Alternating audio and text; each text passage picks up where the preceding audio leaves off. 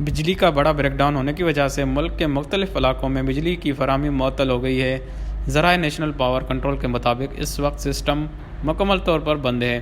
مین لائنوں میں فالٹ کی وجہ سے پورا سسٹم بیٹھ گیا ہے۔ ذرائع کا کہنا ہے کہ ابھی بجلی کے بریک ڈاؤن کی وجہ جاننے کی کوشش کی جا رہی ہے۔ بحالی میں کئی گھنٹے لگ سکتے ہیں۔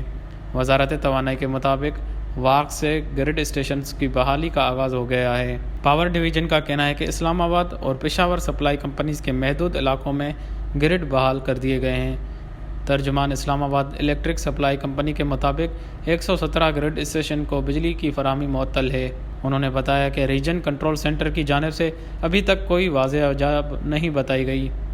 صوبہ سندھ میں شہر قائد کے مختلف علاقوں میں بھی بجلی کی فراہمی معطل ہو گئی ہے۔ ترجمان کے الیکٹرک کا کہنا ہے کہ اطلاعات کے مطابق آج صبح 7:34 پر نیشنل گرڈ میں فریکوئنسی کم ہونے کے باعث متعدد شہروں کو بجلی فراہمی متاثر ہوئی، جس کے بعد کراچی کو بجلی کی فراہمی متاثر ہوئی۔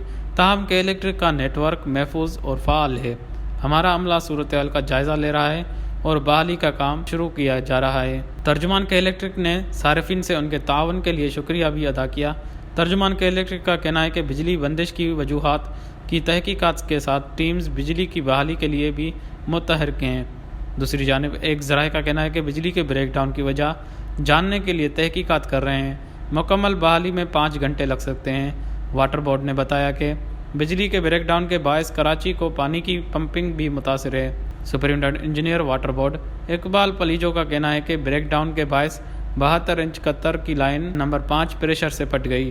انہوں نے بتایا کہ پپری، دھابے جی اور گھارو پمپنگ اسٹیشن سے پانی کی فراہمی مکمل بند ہے۔ انہوں نے مزید بتایا کہ ہمارے پاس بجلی کا کوئی متبادل انتظام نہیں، پائپ لائن کی مرمت اور بجلی کی فراہمی کے بعد سپلائی بحال کر دی جائے گی۔ کوئٹہ الیکٹرک سپلائی کمپنی کے حکام کے مطابق صوبہ بلوچستان میں کوئٹہ سمیت 22 اضلاع میں بجلی کی فراہمی معطل ہو گئی ہے۔ کیسکو حکام کا کہنا ہے کہ گڈو سے کوئٹہ آنے والی بجلی کی دونوں ٹرانسمیشن لائن ٹرپ کر گئی ہیں۔